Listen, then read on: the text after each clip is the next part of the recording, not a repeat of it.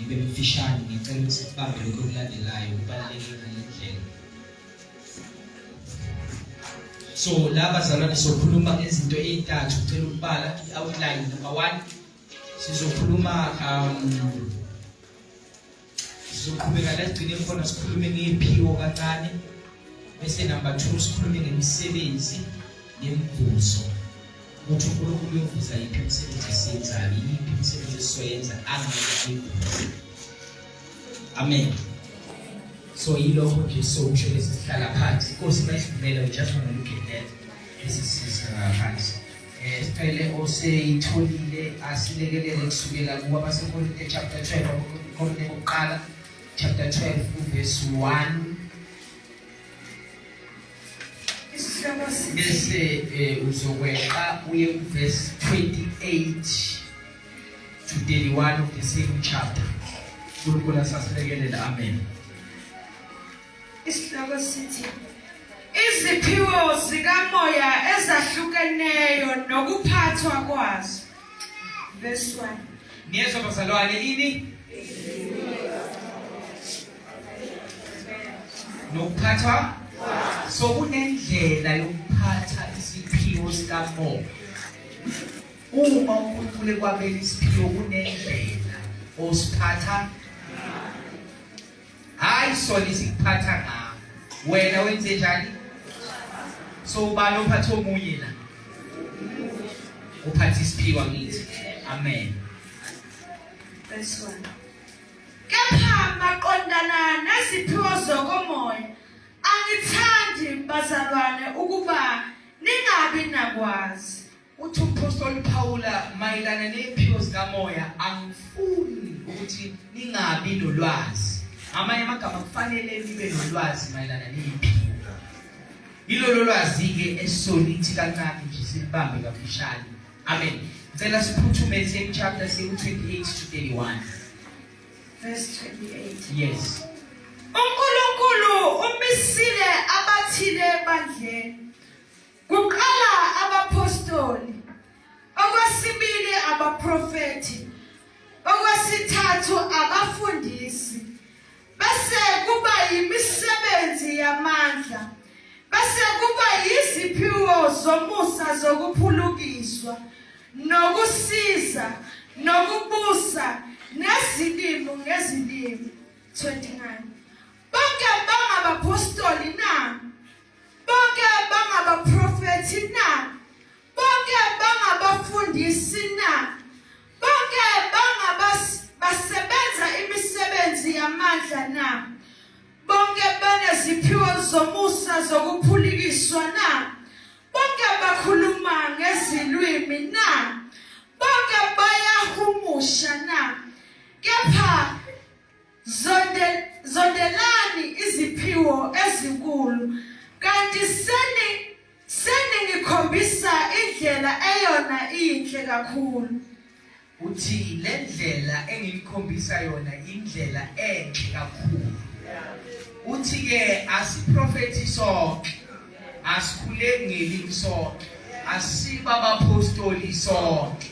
Uyasho lezi limi noma lezi ziphiwo ziyahlukahlukana. Bese mayiqhubeka ethi ke kukhona futhi iziphiwo zokusiza. Ngezwe bathandekayo. Mayiqhubeka ethi kukhona nezilimi. Diverse kinds of tongues. Individually different kinds of tongues. Amen. So ngenxa yesikhathi ngizothatha nje lokho kokubili izilimi sizokhuluma ngazo. Bese sikhuluma ngesipho soprofeti 2 prayer. Amen. Bese siyakumisebenzi siyakuqhele siyabhala. Amen. So la uyilimi bazalwane iyilimi akusiyo into yeTestament elisha. Aziqali kuTestament elisha. Ilimi kade zabakhona. Amen. Zokhumbula mhla uDaniel ukhona iphupha lichazayo lenkosi yaseBhabheli. Thiwa kunomthwalo ovelile wathi mele angizwa bazalwane thini kwase kwahunyushwa kwachaza ukuthi ichaza ukuthini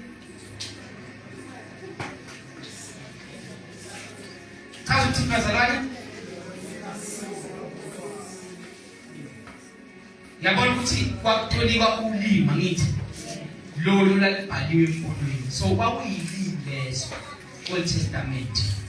Wahamba njengoba besifunda amazwi esikhombisa uJesu ekhuleka ngicabanga izwe lesine makukhumbula kahle lithi iBhayibheli wamemeza ngezwi elikhulu wathi Eloi Eloi lama sabachthani okungukuthi ngokuhunyusha uNkulunkulu wami ungishiye. So ilimi kade zabakhona noJesu wakhuleka ngelimi esiphambili zaphinde zase zayahunyusha. Amen. So ilimi into esithole ezwini. Yabona ukuthi into esiza nayo kanje. So la uthi ke uPaul kukhona izilimi ngezilimi. So ilimi ke ngalokho ulwazi enginalo olincane ngazi ukuthi sihlukene kathathu.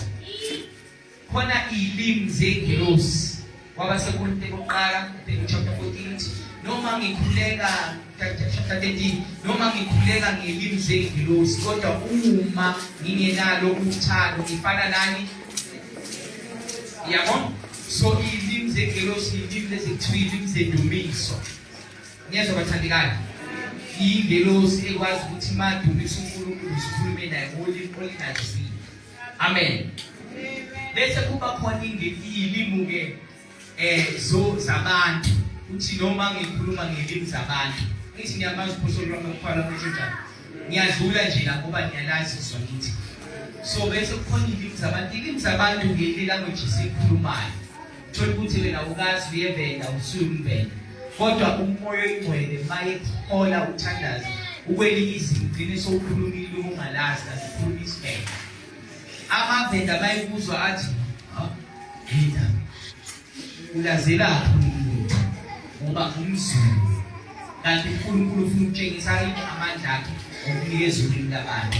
Angithi bese uhlobo lesithathu lelimi lithi tongues of fire lithi kwazwakala isikhathi sePentecost kwazwakala umsindo ongangowamanzi amaningi bekhuluma ngelimi yabona zolimi. So those ones are tongues of fire. Ngesikhathi abanye uNkulunkulu yabahola ku deliverance ukuthi mabekhuluma ngelimi kube khona amadimoni aphumayo ilimi zolimi. Amen. So sinjalo lelimi ke ezomlilo uyezwa nje ukuthi zingenye indlela yabona ziyagaya ziyalwa ziwarfare like mostly uthandaza ngazo makukhona into khona ke into eyenziwa ngelimi ilimi bazalwane angivela ama mysteries bese ifihlakala. Personally ngeCovid ngizotshela nje ngithi besisebenza ngabantu nganothisa bazalwane ukuthi iCovid ingibamba kuthiwa insebenza short isibamba umuntu waqatha komunye kwasuka umuntu mina ngangithi mangikhuleka ngazo kube khona into eshikayo la on personal testimony and bese ngazi ukuthi hayi angisathi mina ngahamba udokotela kwazi kwaphela medical aid ngoba sahlezi nje umuntu uyakhwehlela yabona usuyi fresh contact. So uNkulunkulu wangisindisa ngazo. Sometimes kunento into umoya iphiza ngegama iphelelwa amandla. Yabona njengoJesu I think it's Mark chapter 9 wathi wena moya wesithuthwane suka ku immediately makunveil ukuthi yini leyo iphelelwa amandla into exposed. That's why the soul most confess asiphelelwa amandla. Into wathi abantu iphelelwa amandla. So sometimes izilimi ziyakwazi ukwambula into ongayazi. Ithi mayisiyambule bese iphelelwa amandla. Amen. So ilimi ziyasebenza futhi ziyasiza. Amen. But mayiqhubeka uPaul Paul uthi angabe bakhuluma ngelimi bonke na uthi cha. Yabona so akusibo bonke abantu abathandaza ngelimi. Yize bonke bangathandaza ngelimi kodwa akusibo bonke abathandaza ngaso.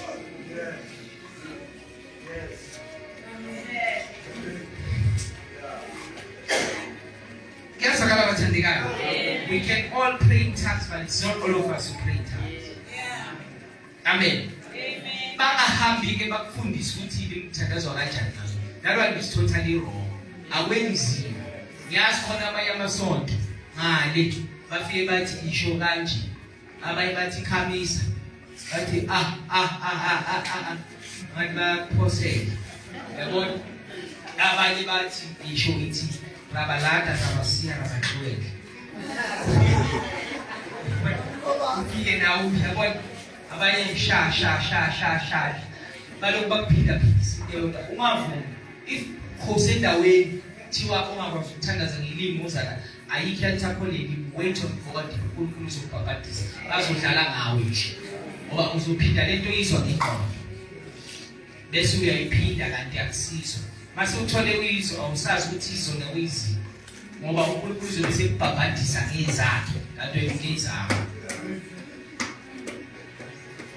yezwakala abathandekayo khona isifamba khona isifundayo so indaba yelimi sensitive kakhulu-ke ngiyacela-ke siqhubeke selapha ku-29 khona lapho esifunda khona ngicela ufunde 29 kodwa kufanele siyixoshe verse 29. yes Bonke bangabapostoli na? Bonke bangabaprofethi na? Bonke bangabafundisi na? Bonke bangabenza imisebenzi yamandla na?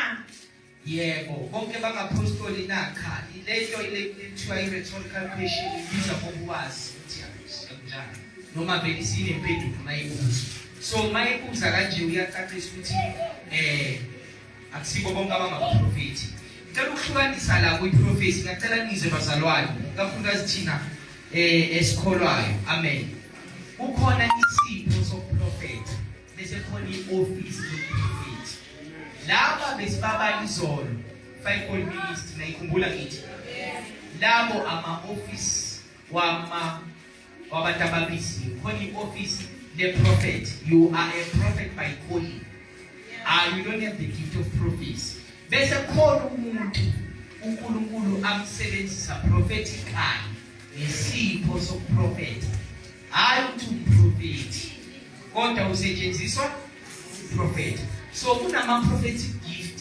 amathathu khona i-word of knowledge ngenxa isikhathi angeke sisaba ukuthi wazi isimo somuntu ukuthi khona ogulayo la khona ophethwe yiphika uyabona wazi isimo so i-word of knowledge you know into from the past isivele sikhona ngithi yenzeka izolo yabona bese khona i-word of wisdom izwi lokuhlakanipha-ke ile lokuthi uNkulunkulu ekunikeze izwi umuntu azolisebenzisa kusasa or umuntu mayi-confused engazi ukuthi enze njani yabona bese mhlawumbe uzothatha ukuthi yazi fasting iyangisiza yazi ukuthi ngifast immediately uma ukhuluma izwi uthola ukuhlakanipha lokhu it's a prophetic gift but you are not a prophet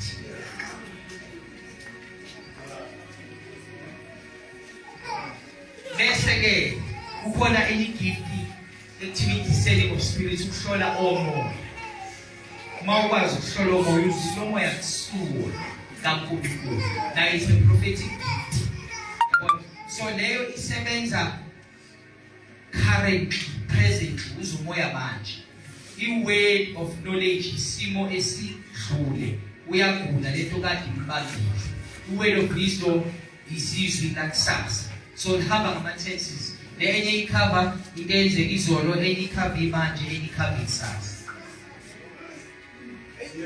yezwakala kodwa abathandekayo indaba bayilala bona labantu abaprofethayo banjani sazi ukuthi senze njani the prophets are asleep so isipho sokuprofetha singamdidisi ngoba i-office yokuprofetha linama-responsibility wabona amaningi yabona and makuNkulunkulu ugracile uyaprofetha ungavumi ekubhulise bethi uthini uNkulunkulu ngalesi uzwane uzosuka umprofethi wabantu ungabe umprofethi kaNkulunkulu ngoba njalo ngoba uzoba accurate ngawu-3 ushaye khona wesibili bese bathi hayi umprofethi kusasa bese ziyacisha ibani ngoba si-administration yakho awulazi lokuthi ikuphi usetshenziswe njengesipho khona umoya kaNkulunkulu wokuprofetha okwehlele wawusuzwa uNkulunkulu watshela umuntu so kuyingozi ukuthi uthathe i-office engasiloni lakho kunama-dangers nama-responsibilities futhi-ke leyo mpostoli sengiyadlula nje sengenzela ukuthi sisizane angithi sisonda sonke angithi yes one of the true signs bazalwane abapostoli okaJesu ukuthi umele ivangeli ukuze lisikufeni. That's one of the signs.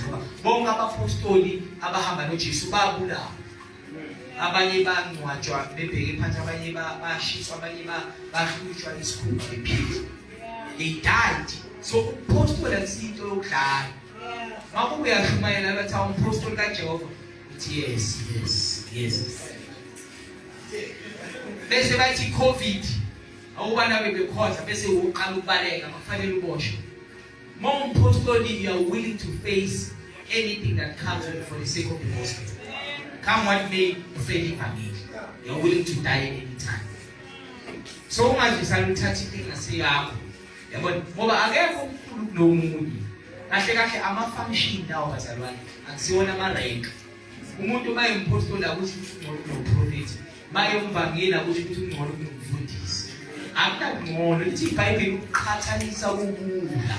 Asiqhathanisi lezinto. Yebo nabashumayela la okaqhathanisi uthi ubani ungcono ubani ngiyamuzwa ubani uzolimala ngoba they are all there for your own good. Wena umuntu kufanele uhlole at the end of the day.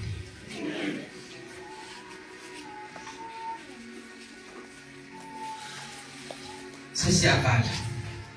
Tela siye lapha kwabaseKolinte. Bokuqala khona lapho 2 chapters after chapter 14 verse 1 to 6.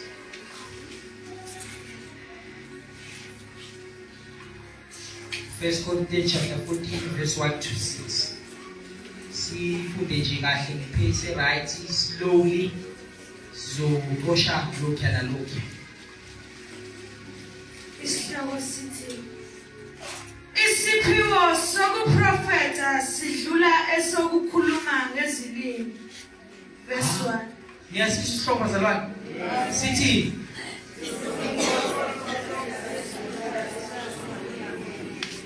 kodwa abaningi bathanda ilimi ngithi. Asiqhubeke. Verse 1. Jongani uthando futhi nizondelele iziphiwo zomoya, ikakhulu ukuba niprofete. Ikakhulu kuba nenze njani? Malithi zondelelani lithi desire, amanye amagama langazelelani. Ufiseni lokhu enhlizweni yenu. Ukuthi nikwazi ngoba uNkulunkulu uyayisebenzisa desire. Amen. Asiqhubeke. Yeah. Ngokuba okhuluma ngezilimi kakhulumi kubantu, kepha ukhuluma kuNkulunkulu. Ngokuba ngakho ozwayo ukhuluma izimfihlakalo ngomoya. Verse 3. Kepha oprofethayo ukhuluma kubantu kube ukwakha nokududuza nokuqunga isibindi. Verse 4. Okhuluma ngezilimi uyazakha yena, kepha oprofethayo wakha ibandla. Verse 5. Mana kancane. Lithi okhuluma ngezilimi uyazakha yena. Ukhuluma imfihlakalo phakathi kwakhe noNkulunkulu. Bese lithi kodwa oprofethayo wakha ibandla. So kunobudlelwano phakathi kwesipho selimi nesipho soprofeti. Khona umuntu okhuleka ngelimi ebe edownload imessage kuNkulunkulu. Bese kufanele ukuthi lezo limi akakhuleka ngazo ejolike ebandleni ukuze zakhe. Yabona? Ngoba udownload imessage ngelimi eyizwe bese ikhuluma ngolimi labantu. Ngaphandle kwalokho mazinga kunyushwa ilimi usuke ezakhayo. So uPaul uzomuzwa masehla uma uthi uma ukhuleka ngelimi ungakhuleki ngelimi ezingavunyushwa phambi kwabantu, kodwa khuleka ekusithekeni ukuze ukwazi ukuzakha wena enkosi. Wakhuluma phambi kwabantu, akusibo bonke abantu abayizwayo lento ekhuluma noNkulunkulu ngoba ifihlakele kubantu. Iphakathi kwakho no. So manje mawukhuleka phambi kwabantu fanele ukuthi utonike noma simushekile okukhuleka phambili. Isipho soprofeta, angithi isiprofetho siyiso bazalwane. Sifana njengami nje manje ngithi nje ngiyaprofeta ngithi ngoba ngikhuluma izwi kaNkulunkulu. Ngiphuma kuNkulunkulu liza kimi. Yafana neprofesi. So manje isihloko sithi uprofeta ungcono kunelimi ngoba ilimi umuntu okhuluma noNkulunkulu wakhe kodwa uprofeta wakha ibandla. Uma mina ngishumayela la kube khona umuntu okhuleka ngelimi la kufanele ukuthi sihloniphe izwi ngaphezulu kwelimi ngoba izwi sizolakhe ibandla lokumuntu ezwe kodwa ilimi kuzowena wena.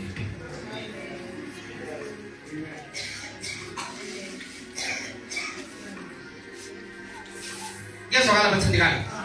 Uzoyithini umpostoli Paul siqhubeke mama. Verse 5. Yes. Nokho bengithanda ukuba nikhulume ngezilimi nonke. Kepha ikakhulu niprofete. Mkhulu kodwa oprofetayo kunokhuluma ngezilimi uma engahumushi ukuze ibandla lakheke. Mkhulu oprofetayo ukunalokhuluma ngelimi kodwa nayi condition mkhulu uma engazihumushi ilimi zakhe. Uma ehumusha usesuke from ilimi kwaba isprofeta siyinkonzo ephelele. But mayingenaso isihumusha noma enganakho ukuhumusha loyo mncane kunalo profetayo. Ngamanye amagama bazalizobona amasehla la ngenzeka uNkulunkulu akwehlele ngendlela engamandla kube kushunyaya ilizwi. Izwi lithatha iposition enkulu kunalezi ilimi ezikwehlele wena. Because izwi lizokwakha ibandla yethi ilimi sizokwakha wena. So phakathi kwakho nebandla yipi priority? Ibandla yabo. So mawuthandaza ngelimi kufanele ukukhalele ukuthi uthole interpretation. Ungajabuleli kuphela ukuthi ukhuleka ngelimi kuphela awuzwa ukuthi ichaza ukuthini. Kungenzeka kwesinye isikhathi kube khona umuntu phakathi kwethu ngaphandle kwakho okwazi ukuhumusha ilimi zakho elokhulekela. uNkulunkulu asiphe amuphe isipho sokuhumusha. But makwenzeka kanjalo kufanele ukuthi kube nethuba ukuthi akhuleke ngelimi eqede bese lo uhumusha uzomuzwa kumoya lo uvela usiyaqela bese message yayithatha yayithuka ethuki manje bese sikwaphila ibandla. Asiqhubeke. Verse 6. Yes. Manje ke bazalwane uma ngiza kini ngikhuluma ngezilimi ngiyakunisiza ngani? Uma ngingakhulumi kini noma ngokwambula noma ngokwazi noma ngokuprofeta noma ngokufundisa na. Uthi umpostoli Paul abazalwane mangingamala kini ngikhuluma ulimi olungalizwa mina nonke. Ngizosizakala kanjani? Ngizonisiza ngani? Asizakali umuntu ngoba ngiphambi kwenu bathi nina nizuzi. Yabona so kufanele ngisuke mina ngelapha ekhoneni lami ngiyokhuleka ngelimi ekhoneni ngoba le imfihlakalo yami noNkulunkulu wakheka mina kuNkulunkulu. And I must know ukuthi akufanelanga manje ngithi ngila phambili bese ngiyavuma. Ukuthi kufanele ngehle yokwakheka mina noNkulunkulu. Immediately bangathiwa kufundiswe mina ngizofanele ukuthi ngithule lalelizwi ngoba nami ngingxenye ibandla elakhiwa yiso.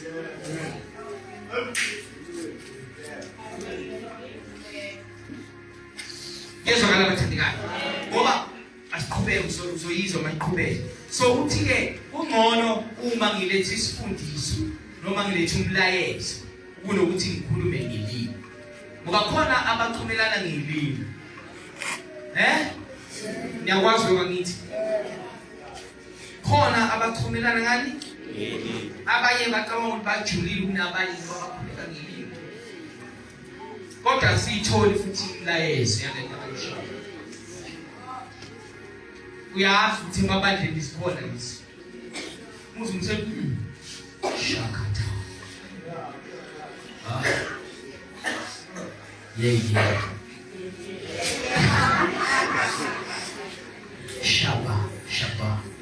Yabona ukuthi ayikuyajula manje.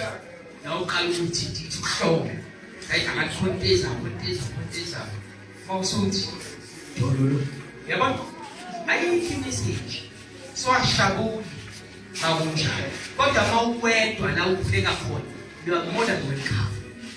Kodwa ke kuyisipho sokuthandaza ngelimi khona lokho ekwaziyo nokuhumusha kwelimi. Awukwazi ukuthi uhumushe ilimi zomuntu awuhumushe zakho.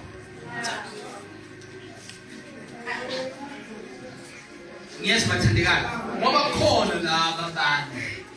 Yabona? Omunye ethi uyahumusha. Kanti naye. Yabona? Bese kuba inkinga. And the reason why you are teaching is ngoba siyazi ukuthi uNkulunkulu usazosebenza. So siyenzela ukuthi kuhleleke bazalwane. Ungabi nalento ngoba manje sikumedia manje. I'm live. Yabona? So sesiviwa worldwide manje. Ngishumayela live khona basemakhaya nje nje ukuthi ngibikelele ama viewers ku Instagram, ku YouTube, ku Facebook.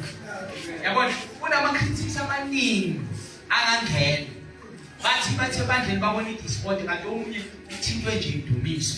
Wathugubula ibandla ukuthi i-address yakhona ithi Facebook. Wathi bayifika wathola iDisport. Akeleke kusuka lokuqhathela uqale kusuka i-red race ne-Disport. Ayikho order mafisa. Izwi mawufunda iFada Ezra lehlonishwa kwakuthiwa ke ngaphambulo. Kwakuthiwa abanifundwa bakuthuliswa konke. Uphakane. Khona izwi zothatha indawo yakhe ngoba umuntu wayekwazi ukuhlela ukuthi izwi lithatha nje ukuthi libuya kuNkulunkulu uzokhuluma naye manje kahlonipha abalithathi nje noma kanjani abanye babekhipha namachapisi makufundiswa ngoba unalento ukuthi uNkulunkulu wayekhona emandulo umhlaba makabibikho yebo akaba manje bawahlafuni yebo eklasini omunye ayikhipha but enkonzweni yenze njani. So irrespect yezwa isafana sizwe sifana. Ingakho abanye bangalizwa. Abalizwa hayi ngoba lingakhulumi ngenxa ukuthi abahleli abalamukisi. Asike baseKolinte chapter 14 verse 26 to 23. Isihloko sithi indlela yokukhonza kwebandla. Kunendlela yokukhonza kwabazalwane? Kunendlela yokukhonza kwebandla. Isihloko lesi. So ibandla leli uPaul Paul alibhalelayo la ifundiswa indlela njengoba lathi sifunda. Siqhubeke. Verse 26. Yes. Kunjani pho bazalwane?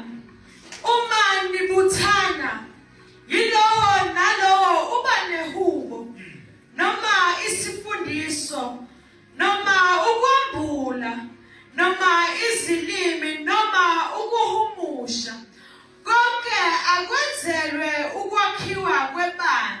Ngiyibona injongo yalezinto ebalwayo. Lithi konke kwenzelwe ini? Hayi ukuvela komuntu ukuthi mina ngisipho. So prophet. Khona nje abanye uNkulunkulu mayebenzela umusa bathi abaphuma ngaphutha. Bathi ngeke. Kanti izwi liyisiprophet ulilodwa. Iprofethi ilizwi. Yena usefuna ukuthi bengaphekezi ngoba unesipho nje soprophet. Efunethi ayikhulunyiswayo something I'm hearing in the spiritual realm. Men of God there to stand. I see you driving a car, but I'm not sure. Do you have a license? And yes, I do. But I'm not sure. Meaning God is going to bless you with the car. Yes, you say Shunya Eliwe. Likhulumile la prophet, la kahibanda. Evangeli elikhulu elathiwayo likhipha umuntu.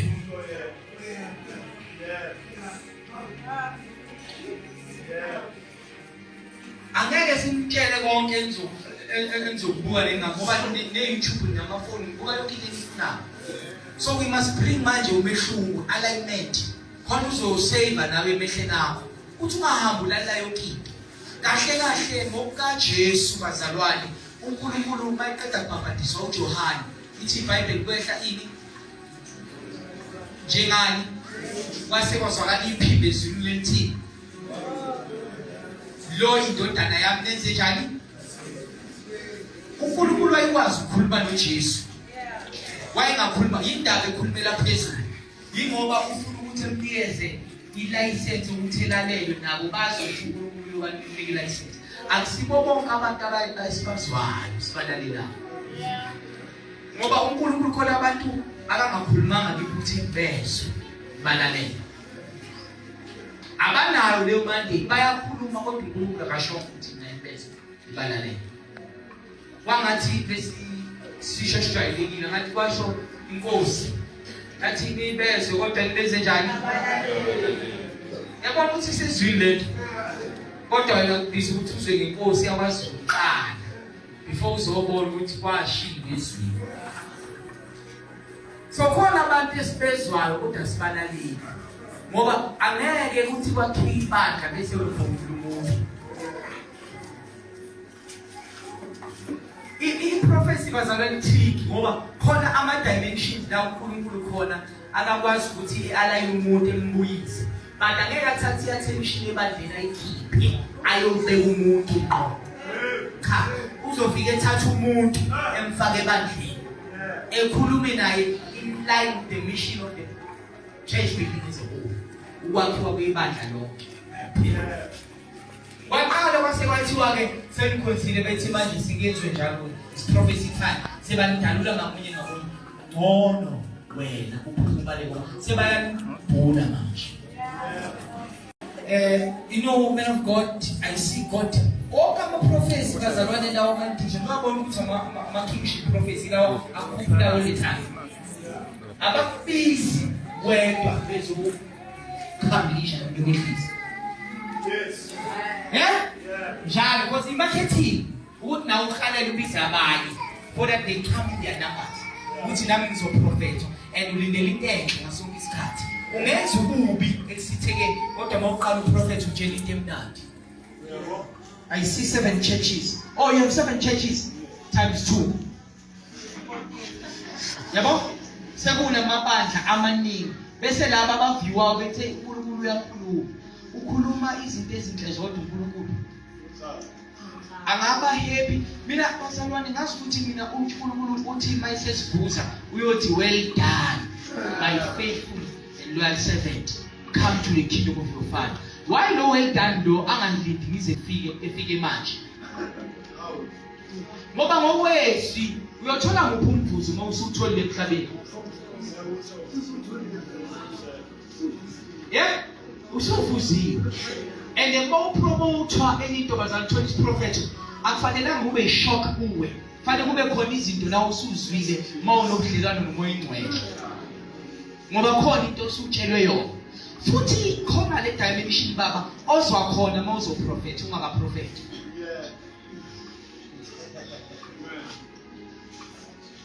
you already smell it you know uthi khona izwa ngathi lithi immediately mabakubiza usuyahlola ukuthi lezi zinto uNkulunkulu asakutshela zona yiphi azoyithinta mayithinta into ongayazi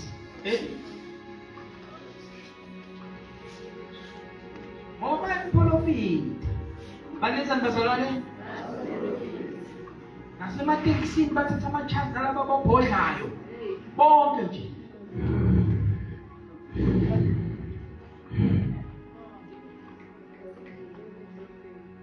ungavumi ukuprofitha noma ubani ngoba umuntu uma eprofitha uthatha lo moya kuwe uthule kuwo wawukholwa leyo nto wayireceive noma ngabe kuthiwa ukunikeza into enhle wareceive leyo nto ungahlulanga imibhalo ungazi loyo moya usureceive namadimoni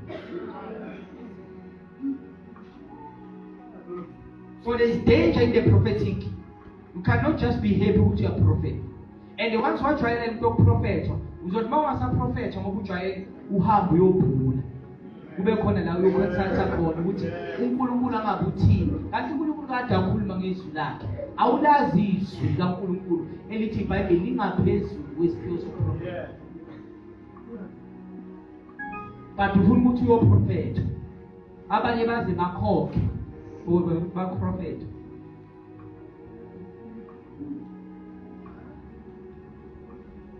inzima lento prophecy you cannot not take it light.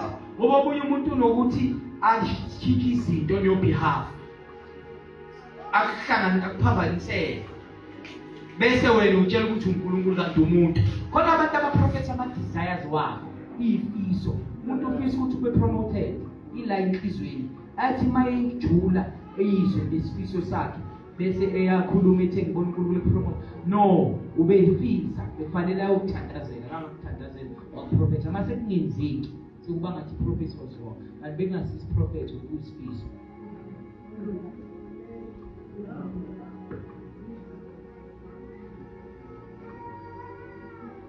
Amen. Sine kuphi? Asiqhubeke sibani. 27. Yes.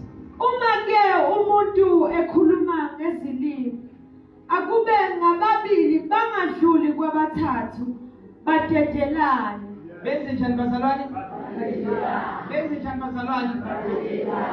Uma bekhuluma ngelimi la public, ngoba uNkulunkulu nokuhola ukuthi uzokhuluma ngelimi noma ngabe lapha. Kanti kuba nendlela akakhola ngayo ukuthi ukhulume ngelimi uzokwazi ukuthi ulethe message noma ukhumushe. Awukwazi ukuthi bese niyabangisana nobabili ngeke kwathi uyenza. Akusindlela yokukhonza leyo. Asiqhubeke. Omunye ahumushe Bese kuba khona uhumushayo. Laba abadedelanayo kube khona uhumushayo. Ngenzeka kube owesithathu afika uhumushe kulo muntu. Fike futhi uhumushe kulo muntu. Kodwa bona badedelana. Anikwazi ukuthi futhi kusho lapha emuva omunye nala ubeqasha omunye besho kanye khona okurokhona ukushamanzi. Ngoba umoya kaNkulunkulu umuntu mayemoya yamuso niyaxhuma. Usheshe umbambe masinya. Le message mayisizophuma uyayikwazi ukuyibambe lapha engekho eduze kwakho ningakhulumayo mawumoya uprofeta. Asiqhubeke. verse 28. Yes. Kepha uma kungekho ohumushayo kathule ebandleni azikhulumele yena yedwa nakuNkulunkulu. Uyiphinde leyo thini?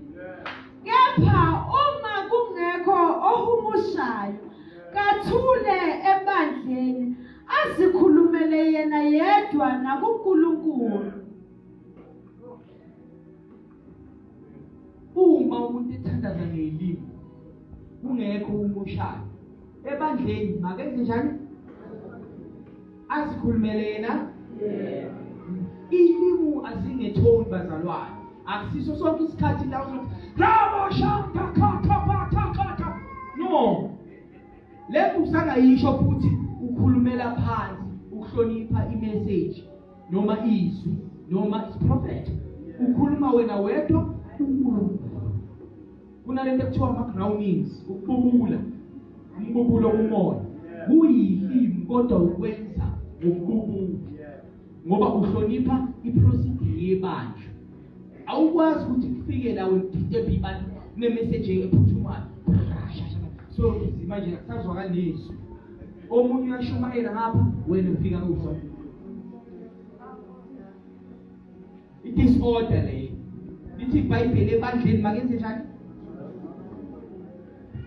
Hayi ukuthi makangakhulumi but ebandleni ngoba injongo ukuthi kwakhiwe ibandla lonke ezeholi kungabi nomuntu ovela yedwa eshinto engakwazi ukuthi interprete ejele ibandla.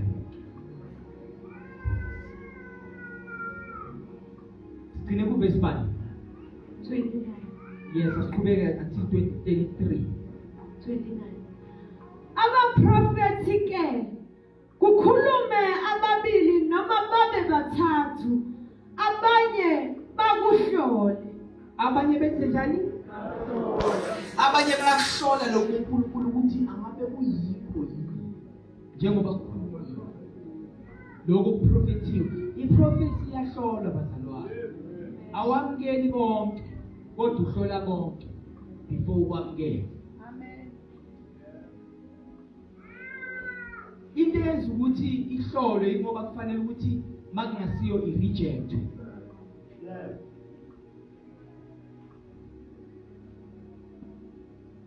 Asiqhubeke. Kepha uma kwambula utho komunye ohlezi khona kathule okuqala. 31. Ngokubani ngaprofetha nonke abanye ngabanye ukuze bafunde bonke balulekwe bonke. Imimoya yabaprofeti ithobela abaprofeti. Khona phethe ngesilungu le verse lithi umoya abaprofeti ithobela abaprofeti okanye ngeSiswati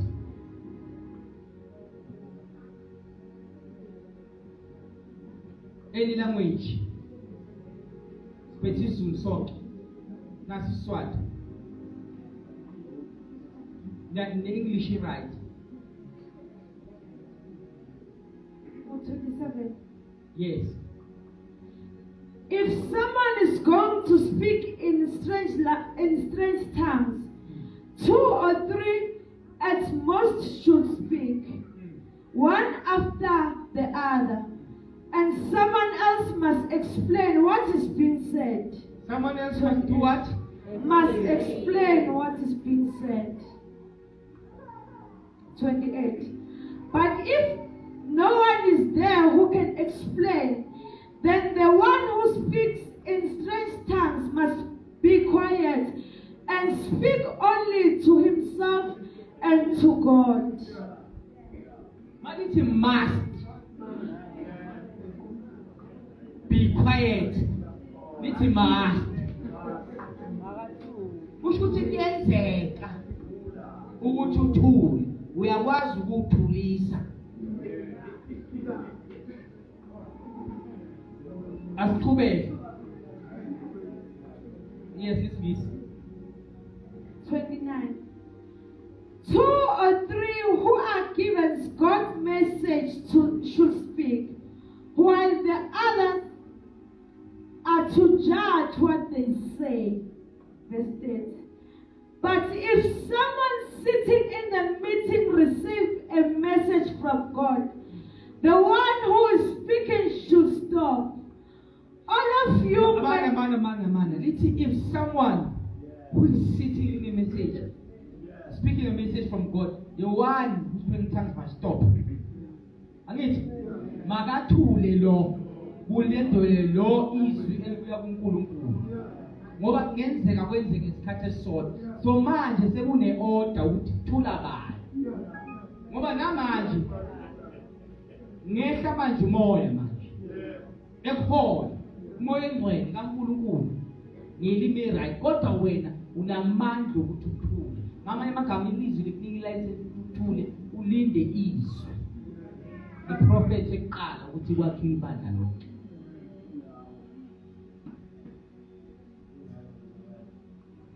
Now. Yes, Verse 31. Yeah.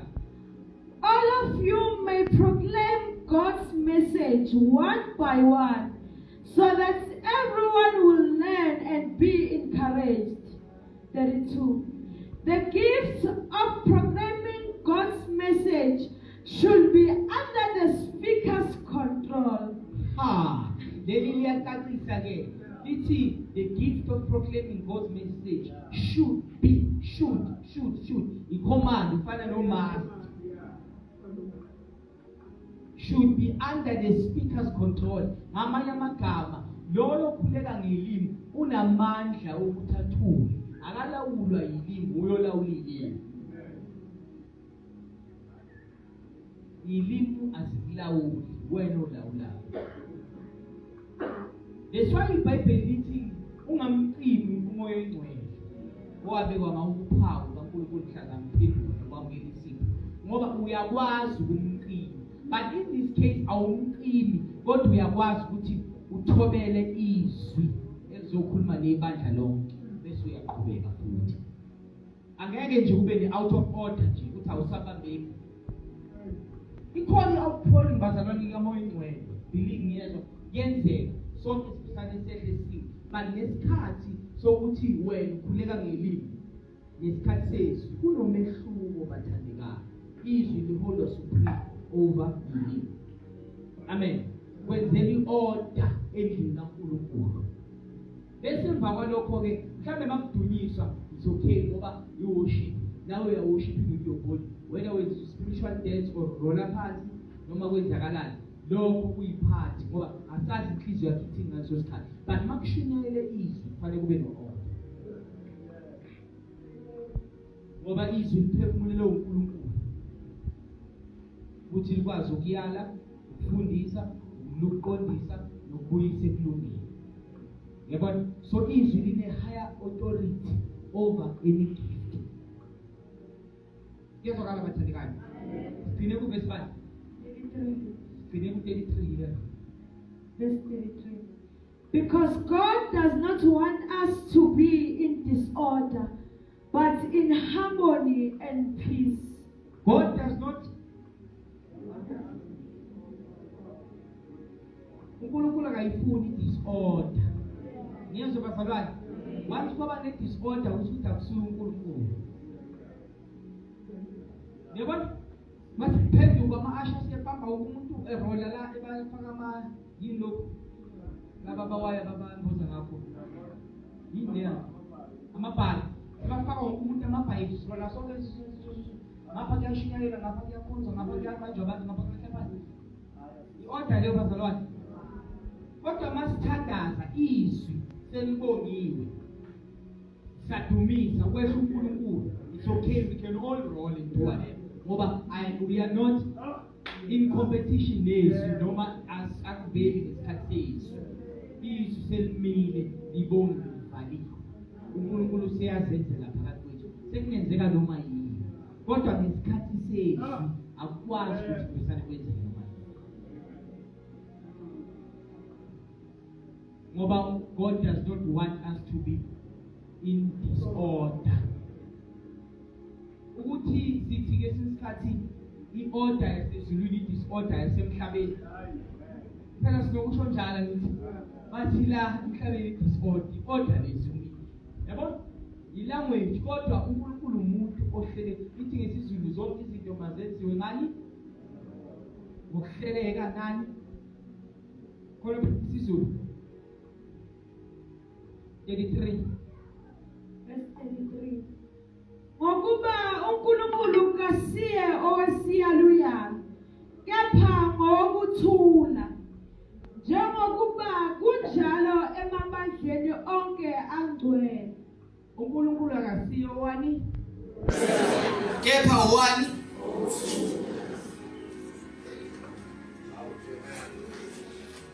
Sishele uNkulunkulu izandla bazalwane.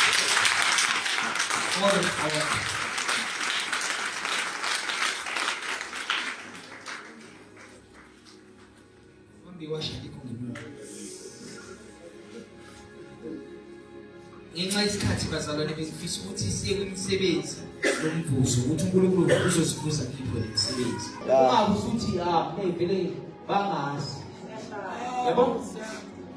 Udumo selusa kuwe ukuthi wena mawukhona ngoba uyaprofeta sekuzoprofethwa kanti ukuthi hayi awusiprofethela ukuthi nokuthi usibonele ukuthi nokuthi wenze ukuthi nokuthi uNkulunkulu akube ulethe udumo hayi isebenzi sakhe.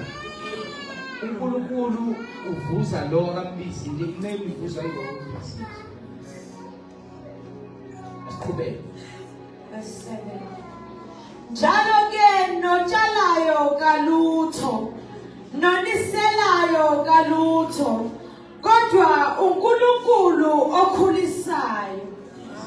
Verse 8.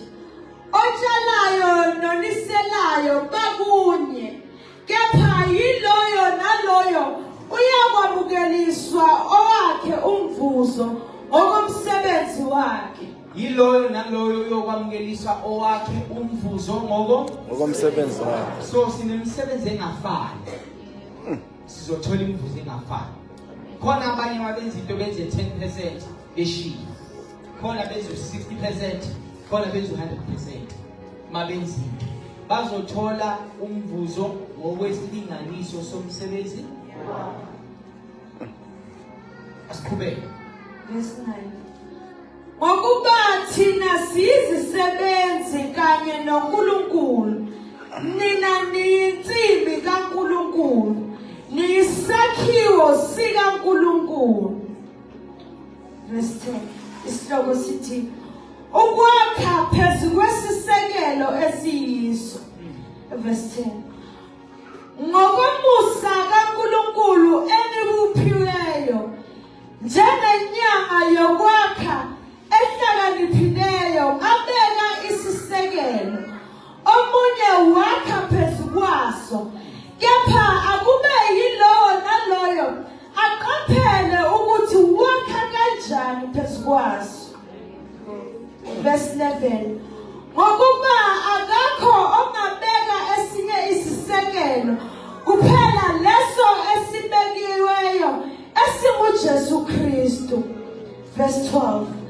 Kepha uma uNkulunkulu akha phezu kwaleso sisekelo ngegolide nesiliva namatshe anenani nemithi notshani nenhlama, umsebenzi waloyo naloyo uyakuvela obala, ngokuba usuku liyakuwa dalula lokhu kwambula ngomlilo, nokuthi umsebenzi walowo nalowo unjani, umlilo uqobo uyakukuvivinya lokho.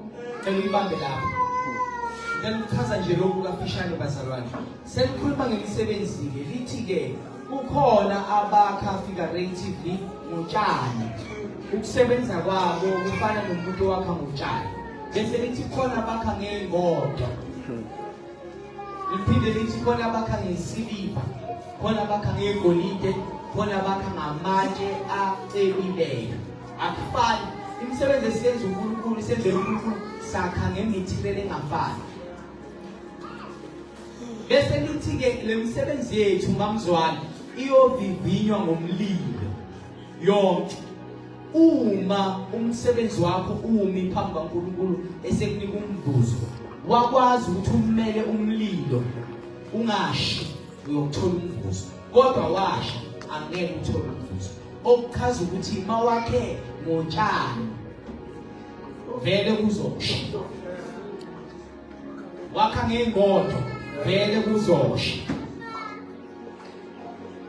wakha ngamatshe acebileyo kuzosha, acwele acebezele kakhulu, wakha ngegolide lishayina kakhulu, wakha ngesiliva lishayina kakhulu, kodwa alilingani negolide namatshe acebileyo alilingani nesiliva, kunama-rays nama-ratings. Lokwakha ke kusho ukusebenzela uNkulunkulu, umsebenzi owenzela uNkulunkulu. Njengoba wazi incwadi yesambulo mayikhuluma ngokuthi uJohane wabona abadala nabancane bemi phambi kwesihlalo sikaNkulunkulu, kwavula incwadi embili. Incwadi yani? Incwadi yomsebenzi nencwadi yokuphila nokufa. Incwadi yamagama ngamanye amagama. Bese yesibili kuba incwadi yemisebenzi. So le ncwadi yemisebenzi irekhoda yonke imisebenzi oyenzayo ukwenzela uNkulunkulu. Leyo msebenzi inama-gradings, inequality egradwa ngayo. Uma wena mhlambe mawuhlabelela, for example, uhlabelela ukuthi bekubone noma bezwe iphimbo lakhe elimnandi, lapho usukwakha ngotshani. Ngoba imotive yakho yiyo edetermine ukuthi imaterial wakha ngayo yiphi, ukuthi yini oyihlosile enhlizweni. Mawube ugqoka kahle, ugqoke ukuthi ucindezela abanye, kuyacaca nalapho. Mawube ushumayela ukuthi ube ngcono nomuntu, nalapho umsebenzi wakho wakha ngotshani, ngoba injongo yakho akusuke ukuthi uNkulunkulu adunyiswe ngokwakho ibandla, kodwa ukuthi wena uvele. Makuwukuthi khona umsebenzi owenzayo walova, uyazi ukuvela ngeke wenzeke, namhlanje usuwenza usenzela ukuthi kubonakala ukuthi khona wena, mawungekho kwenzeki lutho. So imaterial wakha ngayo ivela ngenhliziyo nenjongo yakho enhlizweni ukuthi yini oyihlosile njengoba wenza lento uNkulunkulu akuthumela. Asiqhubeke ke. Verse 14. Uma umsebenzi womuntu awakhileyo kuso umi, uyakwamukela umvuzo. Uma umsebenzi womuntu usha, uyalahlekelwa yiwo. Kepha yena uqobo uyakusindiswa, nokho kube kungathi uphuma emlilweni. Khona Kukhona abantu abazongena ezulwini bazalwane. Kodwa bafika ezulwini bangawutholi umvuzo womsebenzi wabo. Ngoba umsebenzi wabo mawuvivinywa utholakala ukuthi awumi emva komlilo uyasha. Bese khona abantu abazobebe ngenile ezulwini umsebenzi wabo ume emva kokuthi uvivinywe ngomlilo bese bethola lo mvuzo walo msebenzi bebawenza bawenze uNkulunkulu. Lo msebenzi lo ekhulunywa ngawo la akusiwo lo ovukela njalo ekuseni unless uNkulunkulu une-instruction ayikhiphayo as part of your calling. Yabona? Ngoba kukhona umuntu ongabizwa uNkulunkulu engamqhashi kodwa embizi. Kahle kahle thina sibizela umsebenzi ngasiqhasha. Uma ufuna umsebenzi kufanele kuvele ukuthi uzofika umenzeleni uNkulunkulu lo msebenzi. Indlela elula yokuthola umsebenzi ukuthi kufanele ufake uNkulunkulu lo msebenzi. Mayengangeni uNkulunkulu lo equation ngenzeka kubenzima lo msebenzi uthola. Ngoba uNkulunkulu akasingcenge awazi ukuthi ubizele yini ukuthumelana lapho. So the best way to pray is to engage God. Khona uNkulunkulu into akazokutshela ukuthi uyenze emsebenzini akubuze ngayo uma ufika ezulwini ngoba umlaleli wayenza. Kodwa le nto le in line with your calling. Ngeke ukholwa ukuthi emsebenzini sicela kube khona usithandazela bese wena uthi udlangasambayo. Ngoba uNkulunkulu kufanele abonakale emsebenzini. Wena usuveza uNkulunkulu makuthiwa sifuna uzothandaza bese uphakamisa isandla kuqala. Qashuke ngokukhuleka ngoba uyakholwa and uNkulunkulu ukuthi akuvuze umsebenzi wakho abonakale emsebenzini.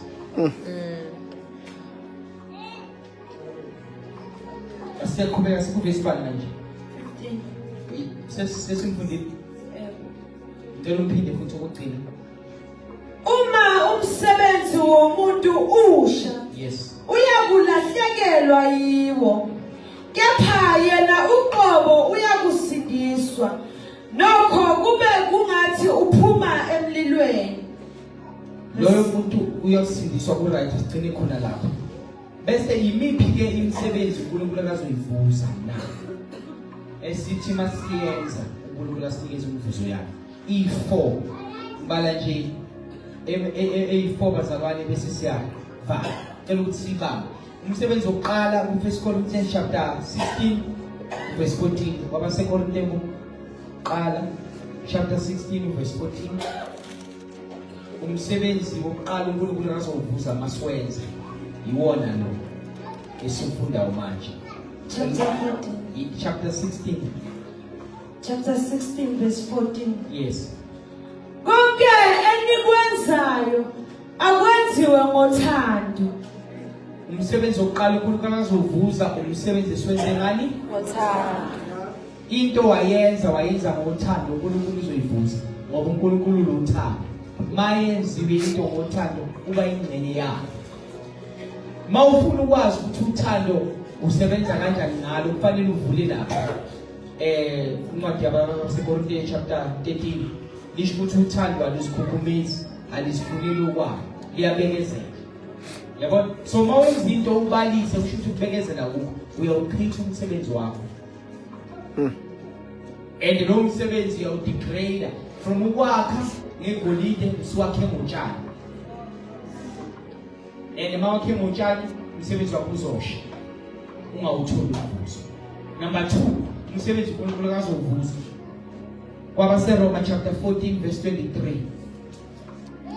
Sesiyavala bese ngingalali.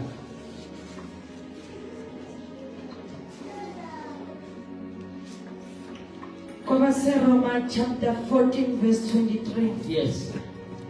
Kepha ongamazayo nxa edla ulahliwe ngokuba kungengokukholwa konke okungaveli ekukholweni kuyisono.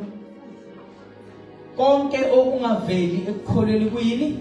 Isono. Into mawuyenza wayenza ngokukholwa uNkulunkulu uzokunikeza umvuzo wakho ngoba leyo nto akusisona isono.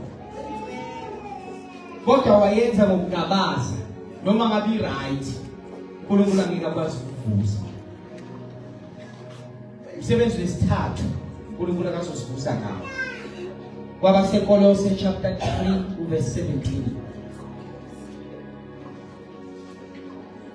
sesiyahamba manje ingakho silungisa nje silungisela imivuzo nomsebenzi Kolose chapter 3 verse 17. sesiqokelele ukugcina manje inkodla yethu senzasho ukuthi balonke nemisebenzi okuyiyona yona before sihamba amen Verse 17. Konke enikwenzayo noma kungezwi noma kungumsebenzi kwenzeni konke egameni lenkosi uJesu nibonge uNkulunkulu uyise ngaye konke enikwenzayo noma ngabe umsebenzi noma ngezwi uma nikwenza ukuze uNkulunkulu ekubuze kufanele ukwenze egameni lenkosi uJesu khona izinto uNkulunkulu akangakholi ukuthi uzenze uyacabanga awazi intando kaNkulunkulu mawenza into enjalo ungenasho bese aluthe egameni likaJesu uNkulunkulu uzokwazi ukuyivusa ngoba uyenze egameni likaJesu khona abantu la eGoli abaqola abantu becela imali awusakazi ukuthi umuntu uqinisile lo mulambe ngempela lo uyaqola noma wenzani mawunikela ungenasho ungavesana uthule nje nikela egameni likaJesu wena uNkulunkulu uzokuvusa noma lo edlala ngawo ngoba phela wazi kodwa inhliziyo yakho ithi nikela noma unakho kuze kube nomvuzo kufanele ukwenze egameni likaJesu umsebenzi wokugcina 1 Corinthians chapter 10 verse 81 lesi siya sibheke verse lokugcina siyavala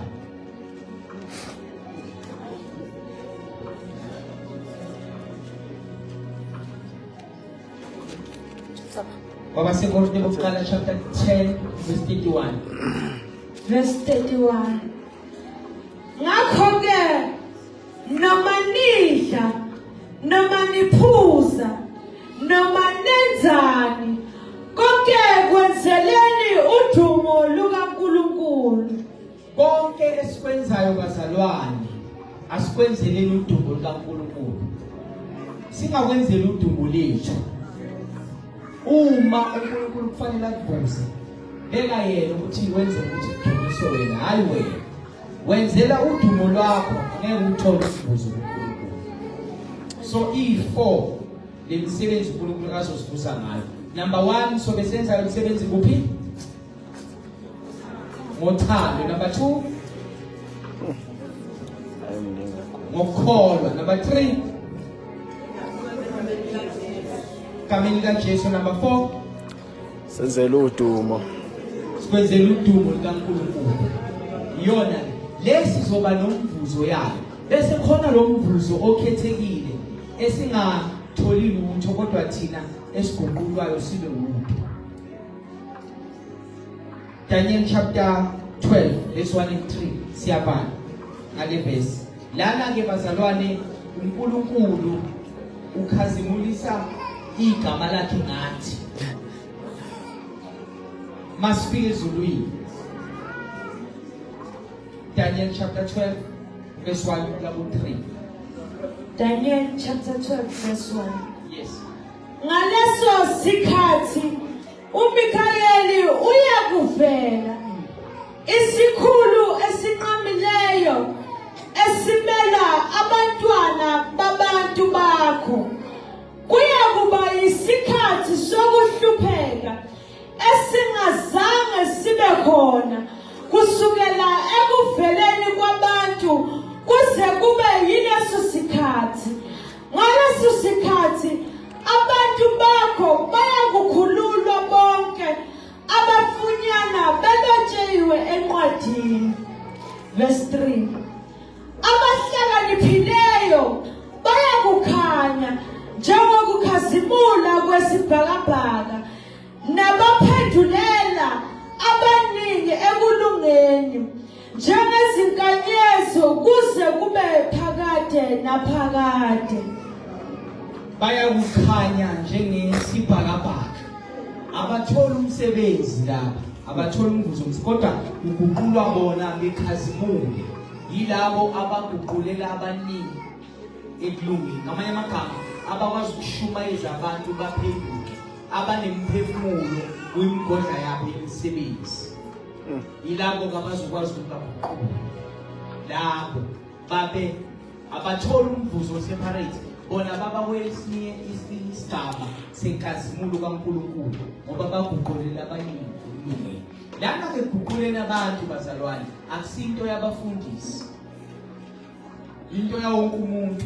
iBhayibheli lithi hambani niye ezizweni sonke nenze abafundi nibafundise. Wonke umuntu uthunyiwe i-Great Commission. Umzalwane nomzalwane kufanele kube khona nabantu akabashumayizayo abatshele ngoJesu. Uma ebaguqula bephenduka uyena ozobalela ukuthi ekhazimuliswe njalo njalo njengesibaba njengenkanyisi.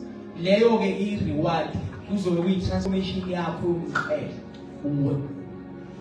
Ibalekile wonke umuntu kufanele ukuthi ayenze. Awukwazi ukuthi ukholwa ungazi ukuthi bangaka abantu bashumayizile. Awazi nabantu abaphendukile. Uyahlabelela nje kuphela, uyakholwa nje kuphela. Ma ukholwa kufanele ukuthi kubonakale ngemisebenzi ukuthi kube khona abantu abashumayizayo bekholwe bazane noJesu ngenxa yakho. uNkulunkulu uzokuvusa ngilokho. Mangakaze nje kube khona umuntu ophendukayo, khathazeka. Waphelula imanzi umuntu engakaphenduki, khathazeka. Even no 9 months mude uma ukholwa ngempela umuntu mawudibana naye ngamazi uJesu uyamhawukela. Ngoba uJesu engabuya noma kunini lo muntu esala elahlungu naphakade. Kuthini kuwe ukuthi udibane nomuntu engakholwa ungasho ukuthi ngoJesu?